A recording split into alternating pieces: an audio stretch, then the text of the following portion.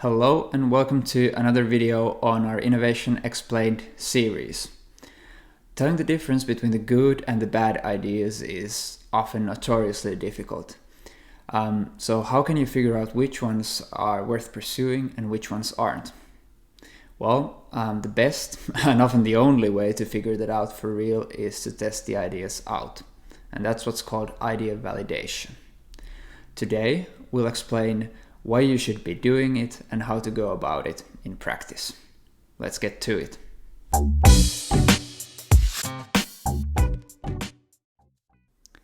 So, before we start, let's just make it clear that there are many kinds of ideas, and these validation methods can be applied to all of them. But it's the new business ideas, concepts, and products where these are the most valuable. So that will be our focus today. If you've been following innovation for a while, you know that most of them fail. Exact figures are obviously pretty hard to come by, but probably the most famous stat is that according to the late Professor Clayton Christensen, only 5% of product innovations succeed. Funding or execution are often cited as the reasons for these failures, and those factors do certainly matter, but there's a bit more to it than that. Truth be told, poor or insufficient market research plays a really big role in business failure. And with that, I don't mean calculating the size of the total addressable market, but truly understanding what customers need and want, and whether they are willing to actually pay for what you have to offer. Now, every new business or product idea comes with a lot of open questions and assumptions, and we need to dig a bit deeper to find answers to those questions. In the startup scene, this process is usually referred to as the search for the product market fit. In practice, you actually need to get a lot more right than just these two elements. For example, the business model, go-to-market, and customer acquisition channels should obviously match the needs of the product and the market. And that brings us back to the topic of idea validation. Essentially, it is what you do to figure out everything we've just talked about, and it is a critical part of the process for every innovation. So, idea validation is basically the process of gathering evidence around ideas through experimentation to make fast, informed, and hopefully de-risked decisions.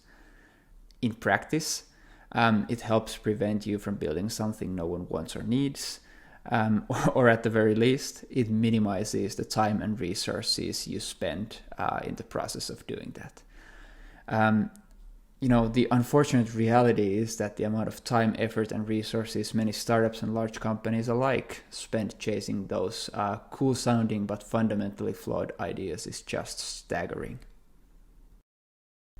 Now, before we get to the part on how to actually validate your ideas, let's first do a quick recap on the benefits of doing so.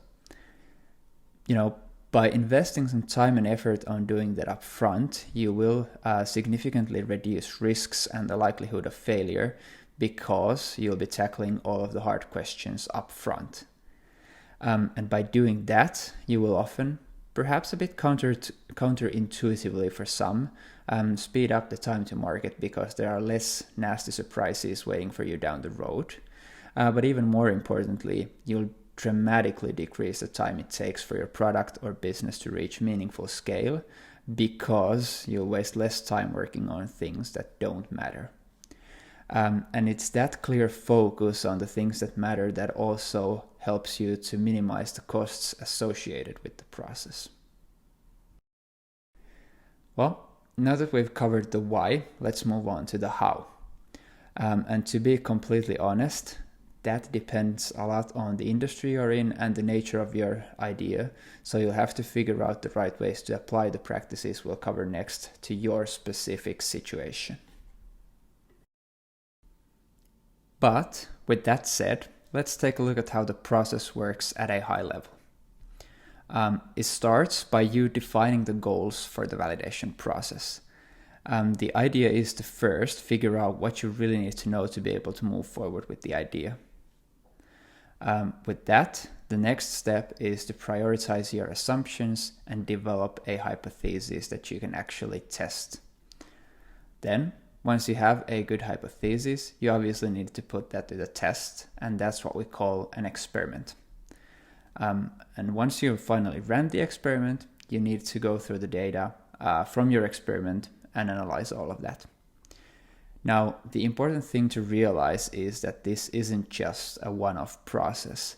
Almost every new business idea will need to go through the validation process many times, sometimes to test different aspects of the idea, and sometimes just in an effort to find a way to make the idea work in the first place.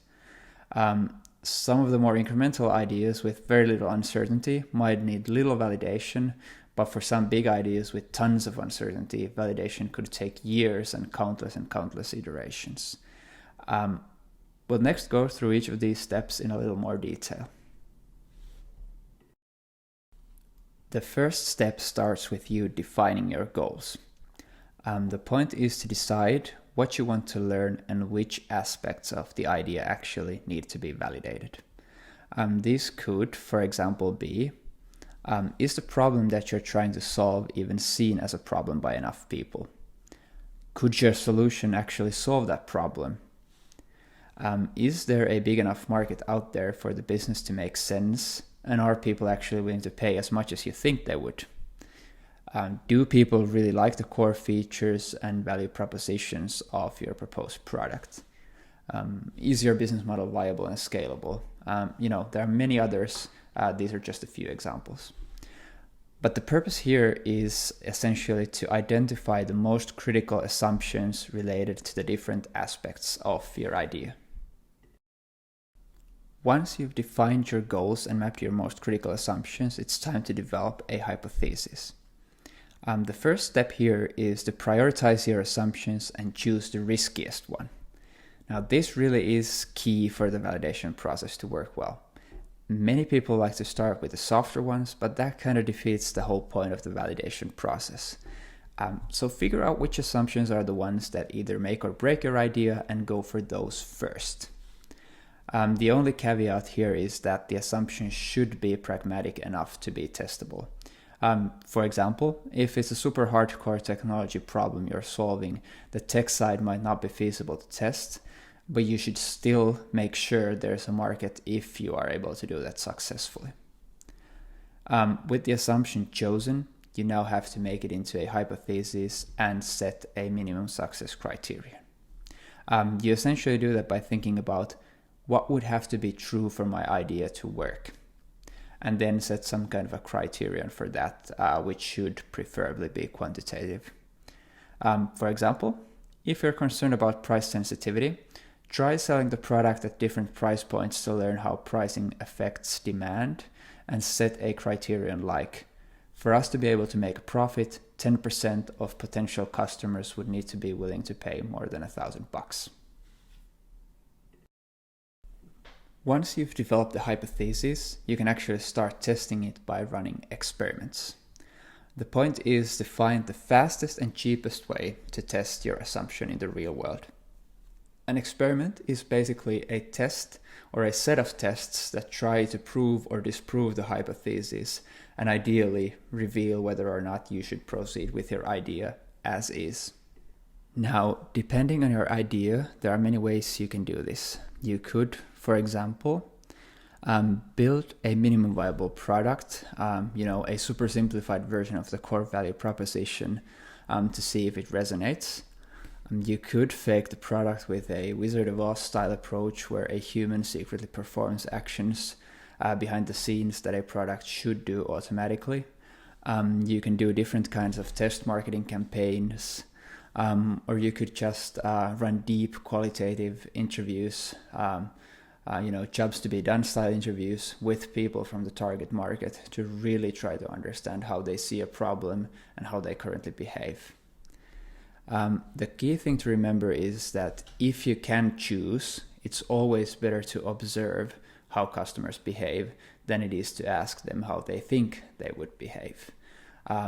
If you do this, it will give you much more accurate data and just help you avoid so many of the biases that you may otherwise run into.